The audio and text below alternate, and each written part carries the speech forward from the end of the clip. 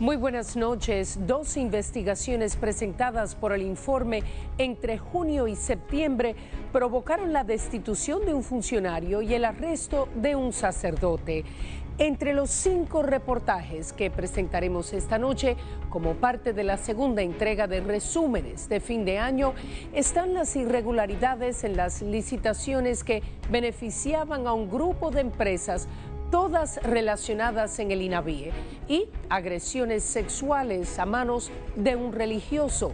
Sus víctimas callaron durante más de 2 décadas. Su vida giraba en torno a ese deporte.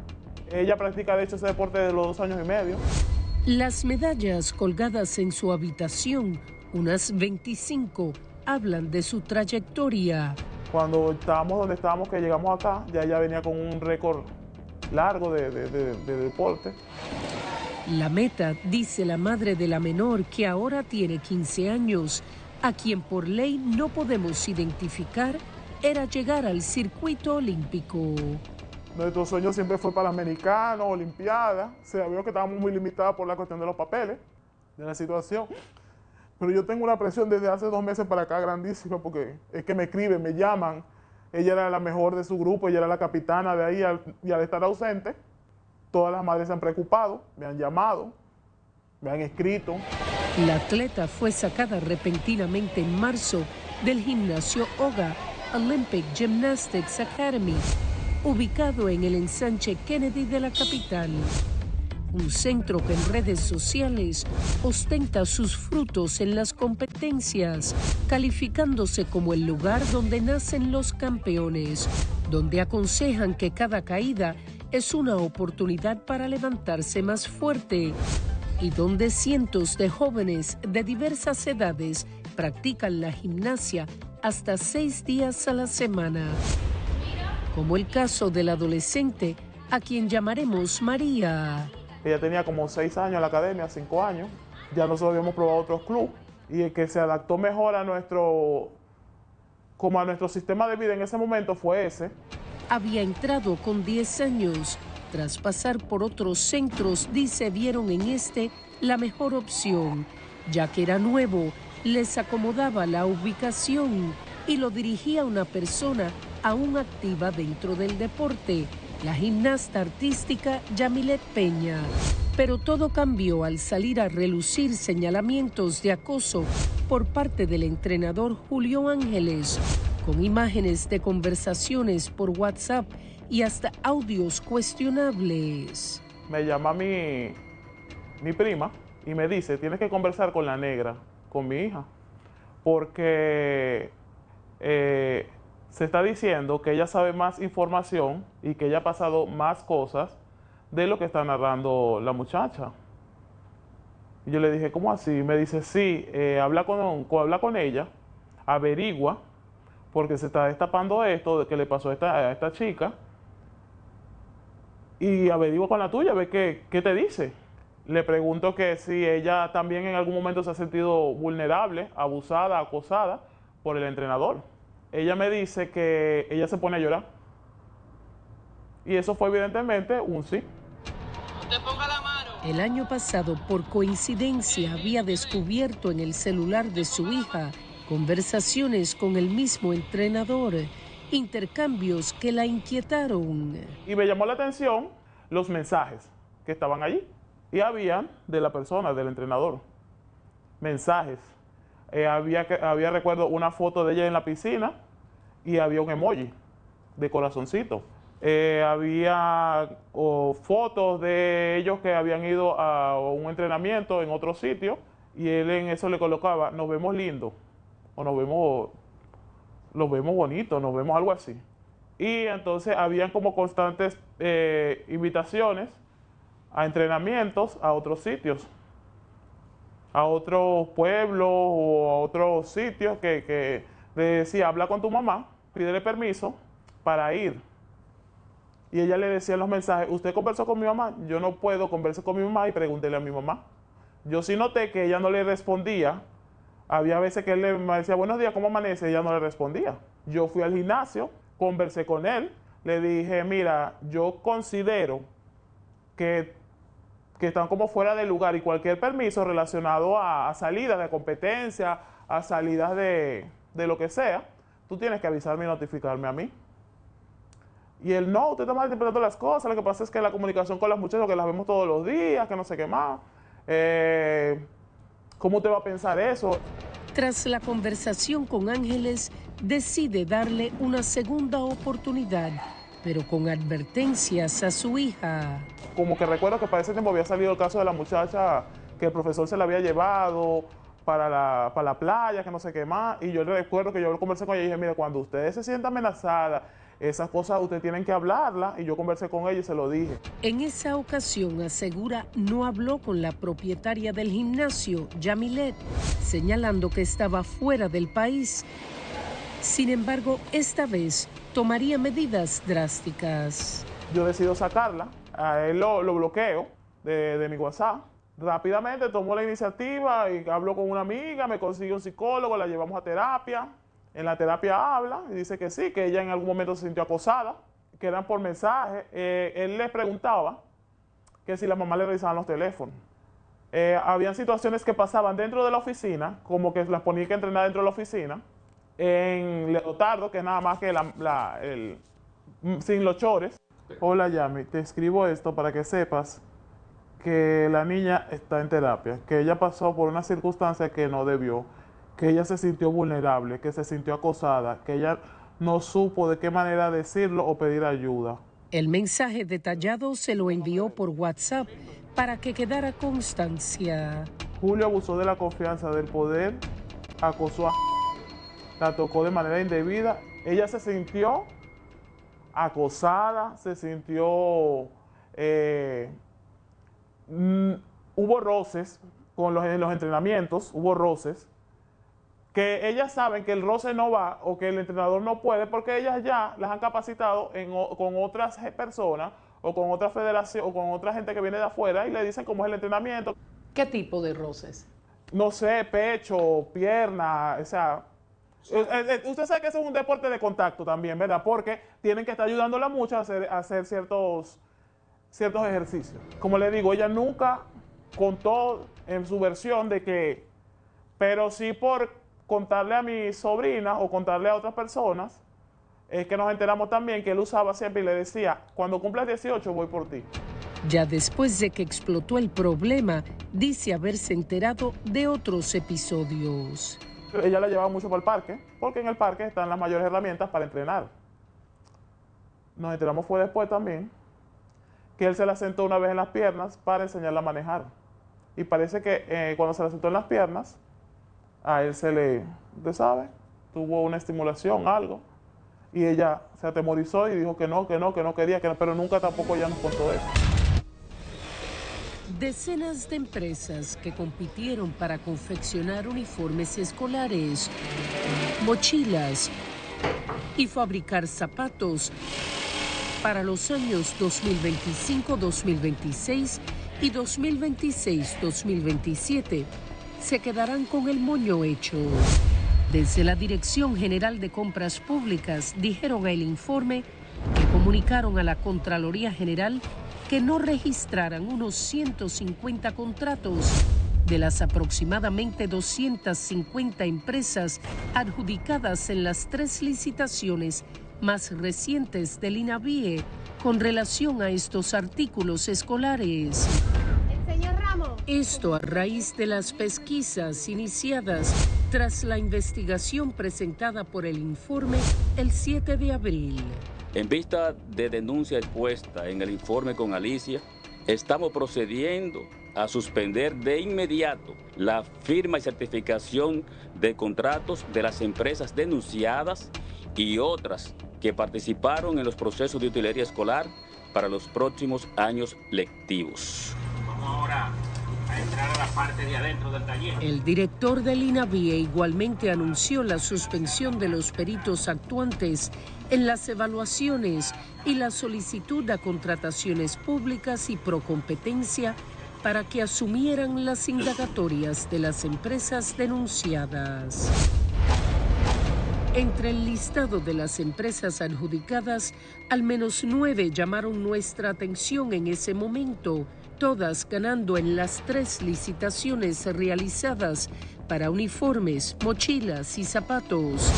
Impresiones textiles y elementos promocionales Impretex, Caribbean Ventures Investment, Actelion, Lumon, Tiger Blue, SSCA, Movianto Corporation, Arteva Mercantil y Coelca. Se repartieron 27 contratos entre los 3 procesos mencionados, sumando 458 millones de pesos. Seguimos tras la pista de los patrones irregulares encontrados en abril y ahora, casi 2 meses más tarde, revelamos otras 10 empresas que nuevamente levantan sospechas. De estas 10, 6 están vinculadas entre sí con esquemas similares a las investigadas anteriormente. Importadora Mosue fue premiada con 46.6 millones. Casi con un mismo monto fue adjudicada Universo Import y Export. Food Court Pop ganó con 49 millones. Tejidos Expresos Santo Domingo, 50.3 millones. Otros 53.1 millones le tocaron Angleus Soporte Express y la más beneficiada fue Maxtel Group con 54 millones. Entre estas 6 empresas se repartieron 18 adjudicaciones, sumando poco más de 300 millones de pesos. Las instituciones que lanzan procedimientos de contrataciones públicas, no importa la modalidad que sea, tienen la responsabilidad de verificar todos los documentos que son suministrados por los oferentes. Cristal Fiallo es abogada, especialista en administración pública y compras y contrataciones. La DGCP, en el caso de que haya una situación, tiene que intervenir, ya sea para un procedimiento de investigación o un reclamo, ya sea como una segunda instancia, porque cuando se hace una impugnación, se hace una impugnación ante la institución que lanza el procedimiento y pues esa impugnación se lleva, como quien dice, a un segundo grado, que viene siendo el recurso jerárquico ante la Dirección General de Contrataciones Públicas. Aquí en Codopyme coexisten todas las asociaciones. Nosotros somos la cúpula de las MIPYMES aquí en la República Dominicana. Aquí pertenecen a Pimetex, que es la Asociación de Pequeña y Mediana Empresa Textilera, Aditex, Azotedón, Acitex. Todas ellas nos traen las inquietudes de todo lo que está ocurriendo en su sector y nosotros como representantes de ese sector es que estamos haciéndole el frente. Y hemos tomado muchas medidas.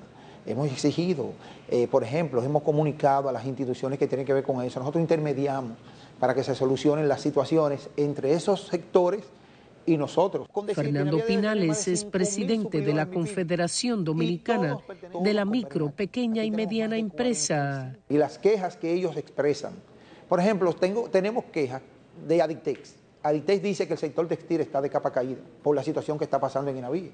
Y es la realidad, el sector está de capa caída. Lo mismo dice Azotedón, lo mismo dice Pimetex y lo mismo dice Acitex.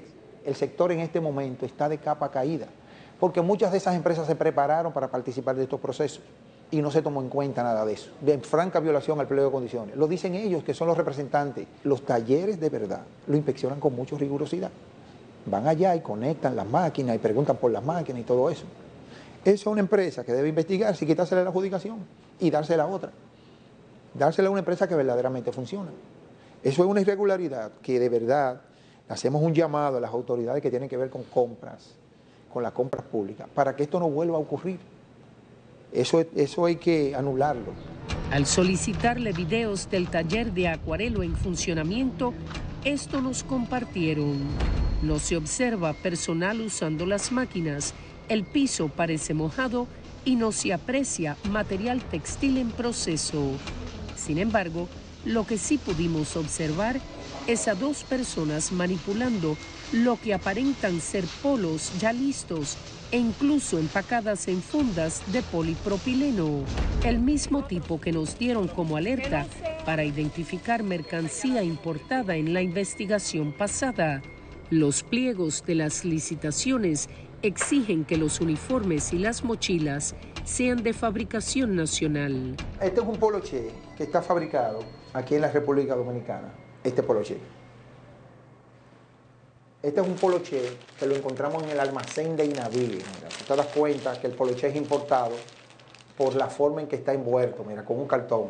Nosotros por cuestiones de costo no le incluimos cartón y la funda que usamos no es de polipropileno, de esa transparente. Fíjate, nosotros usamos una funda más sencilla. En abril, el informe encontró esos mismos empaques en los almacenes de Inavie y las cajas identificadas por el propio personal como mercancía importada. Codopyme, a sabiendas de que se está recibiendo mercancía importada, empoderamos a la Contraloría General de la República para nosotros darle un entrenamiento a los contralores para que ellos sepan cómo es la mercancía importada y cómo es la mercancía de fabricación local. Nosotros les vamos a dar un entrenamiento a ellos la semana próxima. Este es el dealer. Se trata del dealer Núñez Auto Luxury. Tenemos un vehículo moderno, todos los vehículos tienen. Este es el dealer que se procura eso, hasta estafando gente. Reinaldo Medina grabó una de las tantas visitas realizadas al lugar en busca de respuestas. Yo compré esa que está ahí, y tengo todos los problemas del mundo porque yo no resuelvo. Yo me vi en la necesidad de cambiar mi vehículo debido a mi emprendimiento, mi negocio. Medina, quien tiene una tienda de variedades, indica conoció del dealer vía Facebook. Di con un vehículo que están vendiendo, una camioneta, una Isuzu Dimas. Cuando la veo, dijo, bueno, se ve muy bien, pero wow, el costo es muy alto, sale de mi presupuesto. ¿Qué pasa? Yo dije, bueno, pero si vendo el mío, ya es menos, es mucho menos para yo obtener el vehículo. Recuerda, fue el 22 de octubre del año pasado cuando visitó el establecimiento en la Jacobo Magluta de Santo Domingo Norte. Me inducen a que yo le deje el otro vehículo, el que yo iba a vender, porque ellos tenían más relaciones, era mucho más fácil para ellos venderlo que yo, Bueno, el hecho es que caí. Desde ese momento, recuerda, todo se complicó. Vienen 15 días, digo, bueno, ya pasan los 15 días, la matrícula está lista. Ah, no, y me dicen, ahora no, va a ser la semana pasada porque se han presentado un inconveniente y no hemos podido. Bueno, una semana, eso no es nada. Pero ¿qué pasa? Así viene la primera semana, la segunda semana, la tercera semana. Ya cuando llega un mes, digo, wow, tengo un mes sin documento, sin un acto de venta, sin matrícula y andando en un vehículo que si me para la policía no sé qué decir. Indica que al mes decidió volver al taller en busca de respuestas, pero la sorpresa fue otra. Como yo le dejé el mío, el que ellos iban a vender, digo, bueno, el vehículo está ahí si no se ha vendido. Entonces hay uno de los que lavan el vehículo, le pregunto por el vehículo, yo no estaba ninguno ahí. Y le pregunto, mire, ¿qué pasa con la Tucson que no está aquí? Y me dice, la Tucson, pero ese vehículo tiene tiempo que yo no lo veo aquí. Narra que en ese momento el tal César le indicó que el vehículo aún no se había vendido. Voy como a la otra semana, ¿dónde está? Y le digo, eso es mentira, ¿dónde está el vehículo? Ah, no, lo que pasa es, no sé, ahí me dicen que lo que pasa es que él lo vendió, pero que no puede pagarme porque está en proceso de garantía. De la matrícula de la camioneta que había comprado, aún no sabía nada. Según sus propias palabras, todo era cuento tras cuento. Para ello entregarme la matrícula, debido a insistencia, todos los días, una semana sí, que la otra semana, yo duré 6 meses. Han pasado 9 meses desde que entregó su vehículo a Núñez Auto Luxury. Todavía, a la fecha actual, no he recibido ningún dinero de ese dealer. No me cogen la llamada. Cuando fui a reclamar por mi vehículo, al contrario, se alteraron como que yo tengo la falta. Me ofrecieron golpe. Le preocupa el hecho de que ese vehículo del cual no conoce su paradero siga a nombre de su esposa, teniendo en cuenta lo que establece la Ley 492-08 en su artículo 5. Toda persona, sea física o moral, que haya denunciado la transferencia de un vehículo de motor cuyo certificado de propiedad haya sido expedido a su nombre, podrá hacerse expedir una certificación en la que haga constar la transferencia, la cual podrá ser utilizada como medio legítimo de prueba sobre la propiedad y guarda del vehículo para sustraerse de la responsabilidad civil y penal ante cualquier reclamación por daños y perjuicios ocasionados con el vehículo por el transferido. Fui a la fiscalía a hacer la denuncia. Tuve que hacer una oposición porque el vehículo está vendido y no sé quién lo tiene. No sé dónde, cuál es su paradero, no sé quién anda en él. Donde si pasa cualquiera, algún accidente o algo, está a nombre de mi esposa.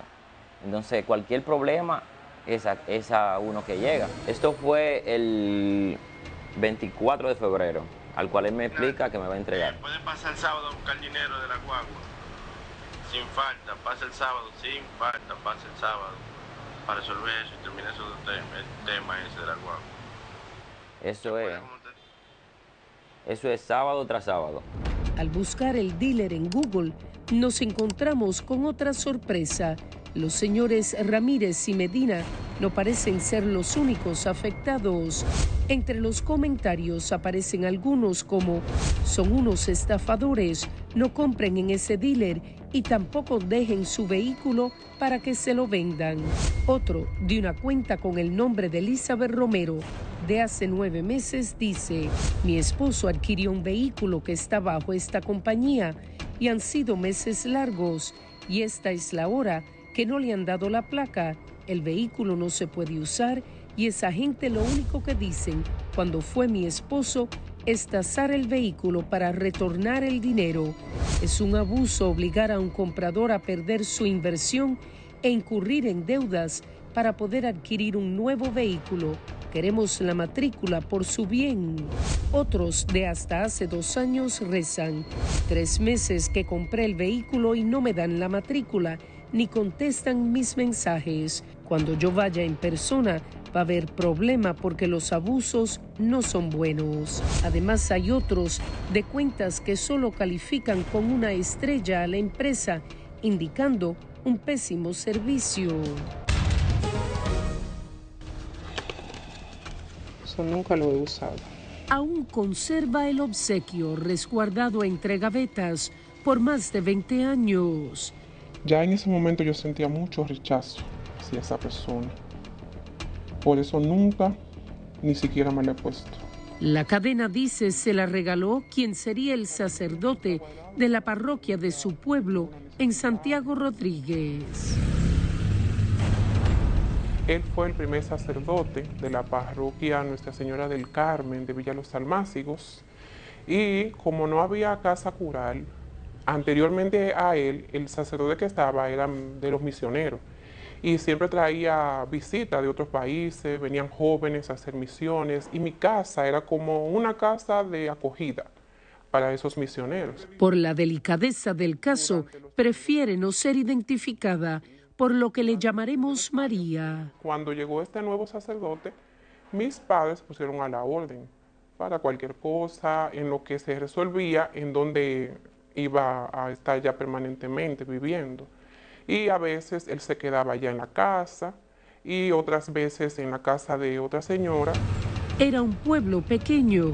Dice apenas tenía 14 años. Al principio empezó con abrazos, muchos abrazos, le gustaba mucho pellizcarme los buches, decía, qué buchito más bonito, y me pellizcaba y me abrazaba por la cintura con duro y me mordía los buches. Era como un juego.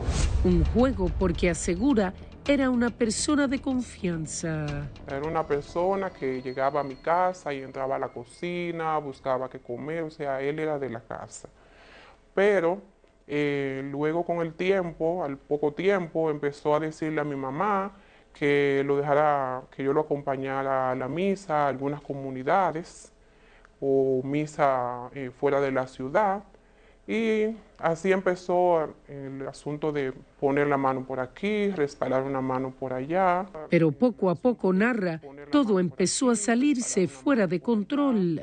En el fondo yo era una niña, yo sabía que estaba mal, pero yo misma he analizado ahora mismo que ha sido un asunto fue más que todo miedo en ese momento, porque antes uno le tenía mucho miedo a los padres, a decirle, me pasó tal cosa, o el padre me puso la mano, porque era una figura de respeto. Y uno piensa, me van a dar una pela o me van a llamar la atención. Se refiere al sacerdote Anselmo Alejandro Peña Sánchez, quien tendría aproximadamente 34 años en esa época. En la mayoría de los casos, si no todos, en su totalidad, cuando la persona víctima de abuso sexual calla tanto tiempo, es que siente mucha vergüenza, y en este caso en particular, si mi propia madre no me creyó y no me validó, probablemente la sociedad tampoco es suficiente. Y Tania María es psicóloga intrafamiliar. Entonces siento miedo de rechazo, siento vergüenza y me siento culpable. La persona víctima de abuso sexual siente mucha culpa y también esto impacta su autoestima. Yo me lo busqué, yo tengo un defecto, soy yo la que tiene problemas, soy yo quien provocó. Entonces por eso es necesario la terapia psicológica, porque mientras la persona víctima de abuso sexual no habla y sigue cargando esa mochila llena de esos cadáveres de recuerdos, hasta que no va hablando y soltando, no se libera, por lo tanto, no sana. Él me decía, no, eso no es nada malo, cuando él me ponía la mano en los cenitos. Y yo le decía, no, eso no está bien. Él me decía, no, eso no es nada malo. Y así empezó la confianza. Mi papá todos los domingos me levantaba, vamos para la iglesia. Era como una costumbre, era algo como mecánico. No había que pensar para ir a la iglesia porque era algo natural. Vamos a la iglesia todos los domingos, nos levantamos, yo iba con papi. Él tenía un sitio en la iglesia que nada más se sentaba ahí y yo me ponía a su lado. Una familia practicante dice que la llevó a vivir su adolescencia de forma plena, sana, hasta que llegaron grandes cambios para la parroquia Nuestra Señora del Carmen en Villa Los Almácigos. Mi mamá le tenía muchísimo cariño y le dijo a mi mamá que él quería que yo tenía como 15 años, que trabajara en la parroquia.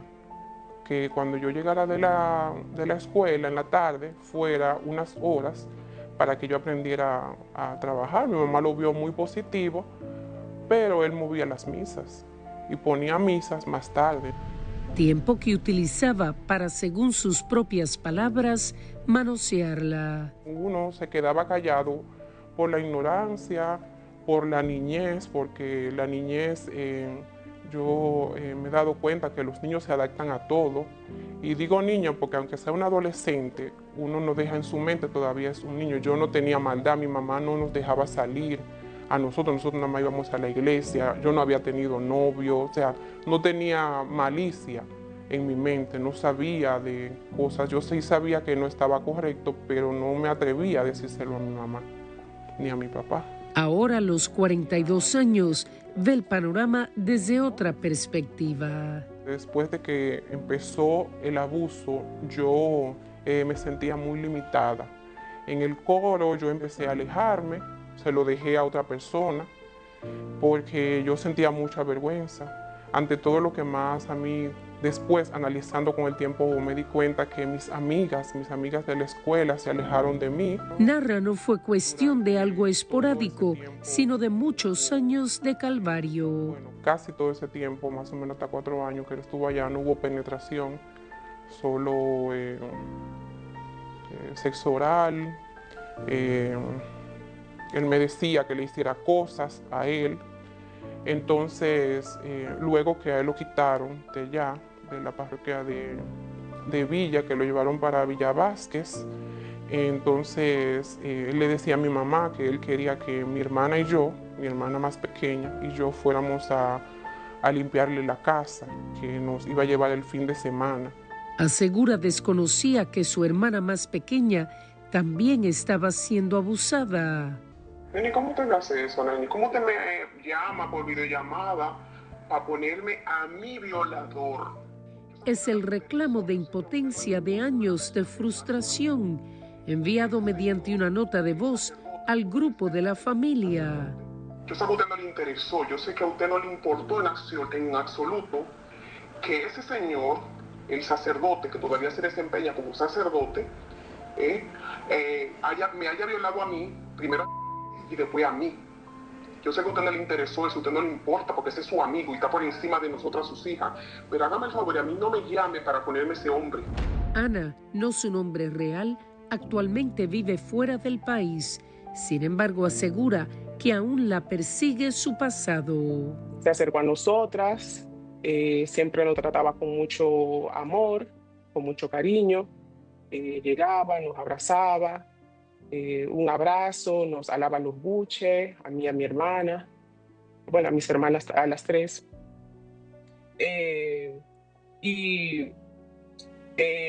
Me besaba los cachetes, me mordía los cachetes.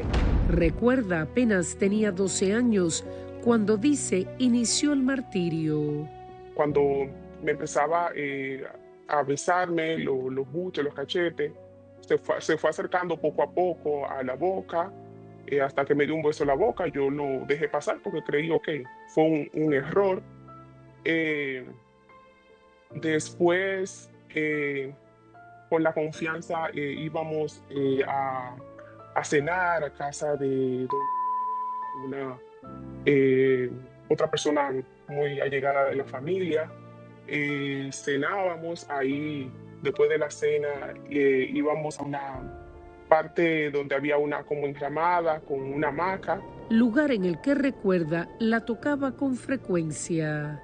Eran básicamente, no te digo que todas las noches, pero sí por lo menos una o dos veces a la semana que íbamos a cenar a esa casa, mi hermana y yo.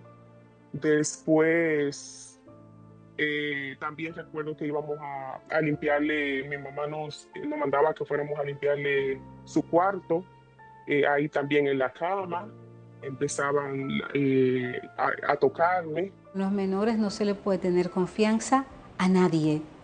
A nadie. Las estadísticas, y no me canso de reiterarlo, las estadísticas de la Procuraduría General de la República están llenas de abusos, ¿no? de números, de casos de abusos sexuales por tíos, por abuelos, por compadres, por amigos, por padres. Entonces, con tus hijos, confianza cero con nadie. Con papá, bueno, quizás algunos padres dicen, bueno, quizás no todos somos iguales. Sin embargo, siempre hay un espacio para la duda. Tenía alrededor de unos 13, 14 años. Básicamente era el toque, era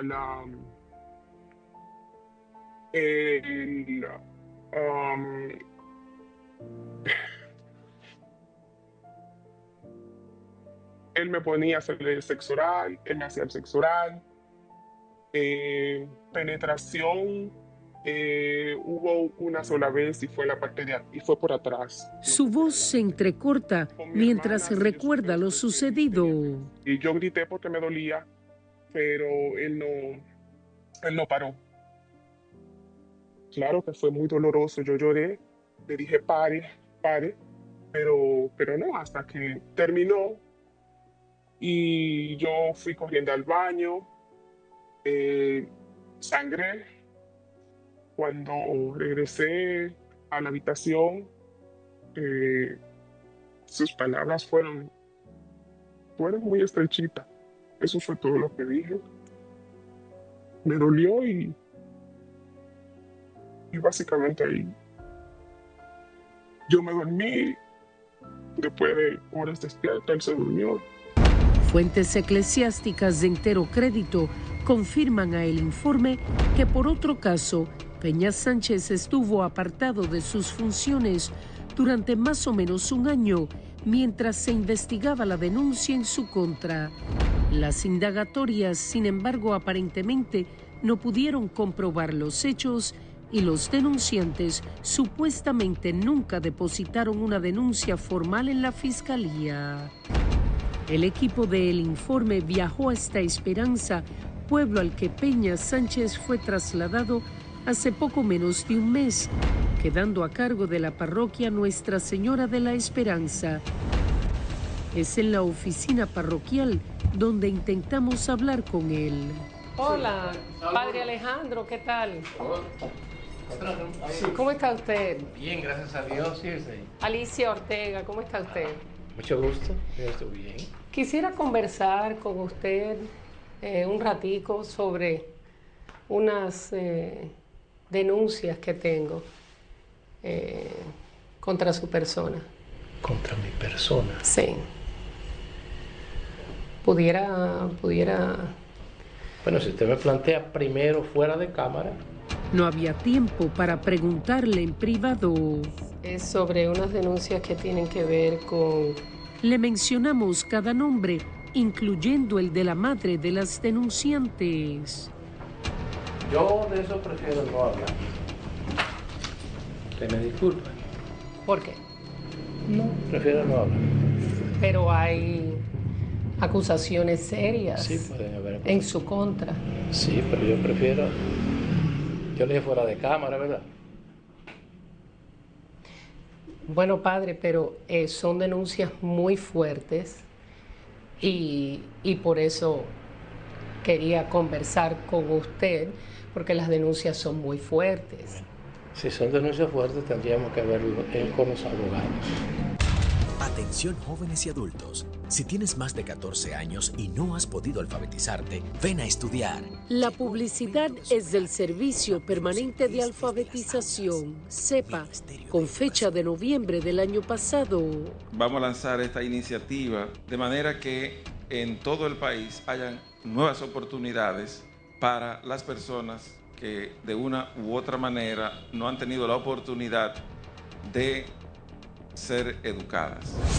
Fueron las palabras del entonces ministro de Educación, Ángel Hernández, al presentar el programa en enero de 2024, hablando del desafío.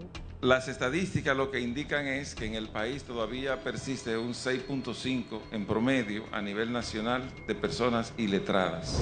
Cifra que dijo bajaba o aumentaba dependiendo de la región del país. Entonces, de lo que se trata ahora es de hacer un esfuerzo sostenible en el tiempo y garantizar que el proceso de alfabetización se lleve a cabo focalizado en la zona donde hay mayor impacto de esta situación. Por decreto en julio de 2023, el presidente Abinader dispuso la transferencia del Plan de Alfabetización Nacional, Quisqueya Aprende Contigo, y todos los recursos vinculados al mismo, desde PROPEP hacia el Ministerio de Educación.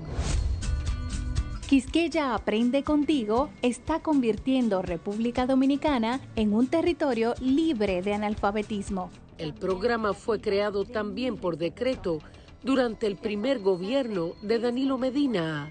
Junio 2014, inscripción de 851.396 personas, equivalente al 100% de los analfabetos identificados en el censo de 2010.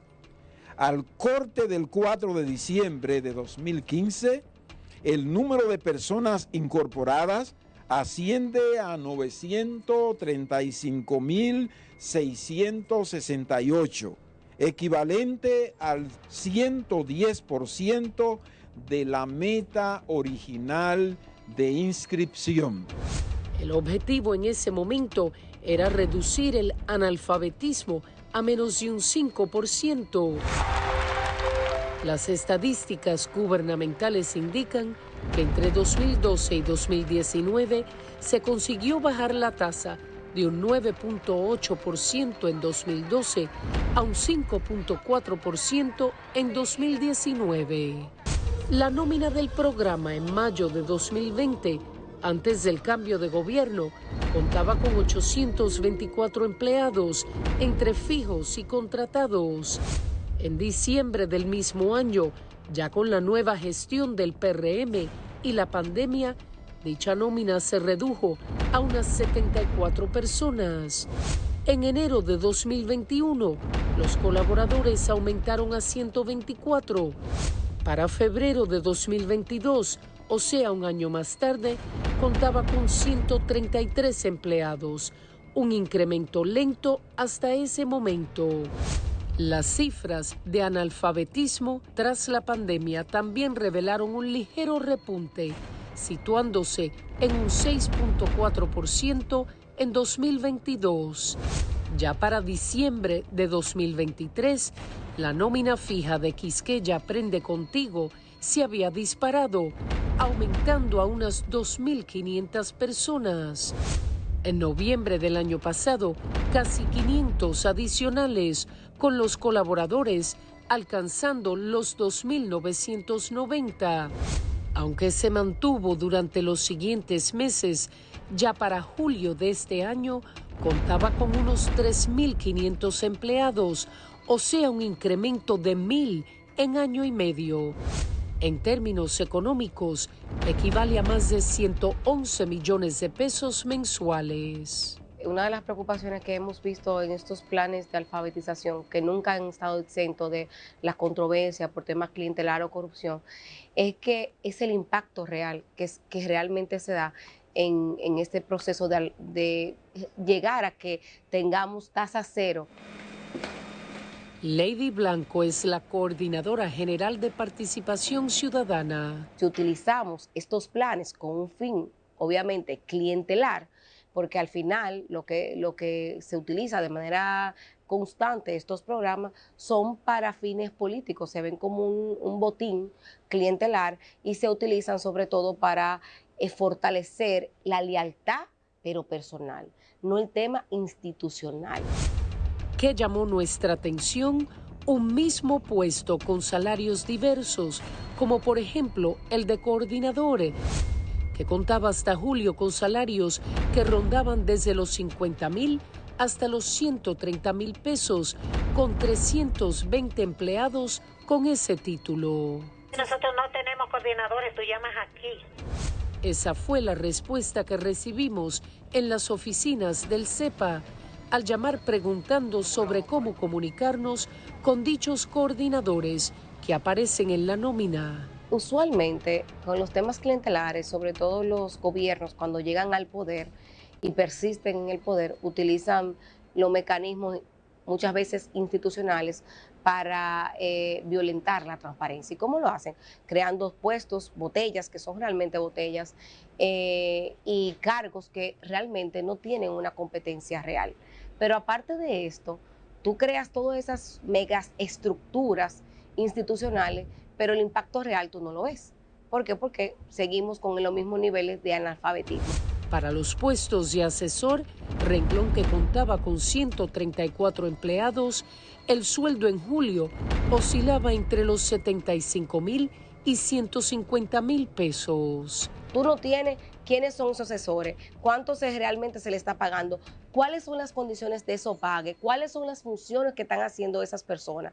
Y a veces esos son puestos creados para favores políticos. Me ayudaste en campaña, tengo un grupo de gente que están en una comunidad, porque muchas veces anteriormente el plan Quisqueya Aprende Contigo tenía una matriz muy sólida de voluntariado, que eran personas que eran líderes comunitarios en las regiones y esas personas eran las que fungían como los facilitadores. Así también el cargo de analista captó nuestra atención, con salarios entre los 50 y 100,000 pesos mensuales. Otros 127 nombrados aparecían con este título.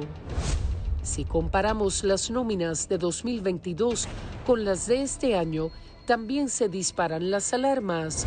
Hace 3 años solo contaban con un asesor versus 127 en julio.